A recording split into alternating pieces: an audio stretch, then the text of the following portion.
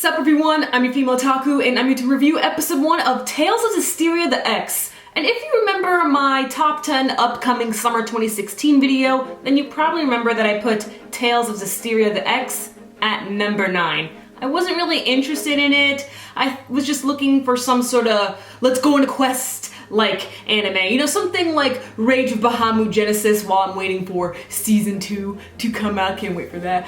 But I was pleasantly surprised with this first episode. I was confused a little bit, but thank goodness I'm gonna give a shout out to my good friend Ku Cullen, because I watched his review before I watched this episode, because Ku Cullen, he has played the Tales of Zestiria games, so he explained some things that I just did not understand from this episode, because I don't know anything about Tales of Zestiria. All I know is that there are games. I don't know what you do in the games. I don't know what kind of games they are. For all I know, they're a visual novel. Okay, that's as far as I know. I believe, I'm not positive, I could be wrong, but I believe there is some sort of OVA. Maybe it's like an OVA or a movie, something like that. Something came out that animated Tales of Zestiria. I'm not too sure if I should watch that and then continue on with Tales of Zestiria the X. I don't know.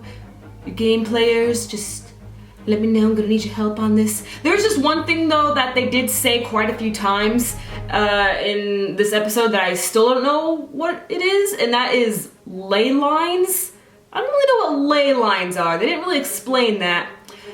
As for the thing with the shepherd that they talked about in the beginning of the episode, it seems like the shepherd is supposed to be the chosen one that pulls out the sword in the stone, you know, King Arthur style. Right off the bat, CGI is great.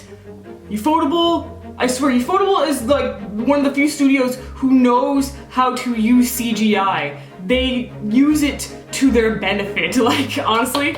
Thank you, Ufotable. Another thing that Ufotable is great at is getting the right composers for the soundtrack. I believe they used some soundtracks from the game, but they also added a few original tracks as well. I love it because what really makes an awesome high fantasy anime is the soundtrack. It could really put you in to the zone with the setting and the world. Like, I love it. Oh my goodness, I love high fantasy anime. That's why I was really hoping this would be like some sort of let's go on a quest like anime, because I love those. Those are just fun. So we have our princess. Her name is Alicia, and she's going to find her friend Clem. Clem is with the professor. They're working on some sort of thing, and then bam, a vortex. Oh my gosh, a vortex pops open and destroys everything in its path. Alicia loses her friends, and then we see a dragon.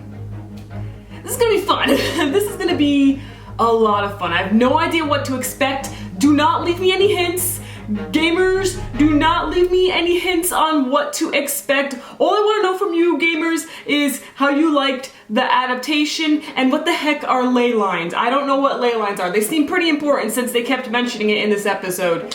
And according to when I watched Ku Cullen's review, is that Alicia isn't even the main character, and that this was a prologue, and I believe next week's episode is also going to be a prologue, and then we're going to get introduced to the actual main characters. But I like Alicia so far, and I thought it was a pleasant start to the Tales of Zestiria anime. Catch me later as I review ReZero. I'm your female otaku, sayonara.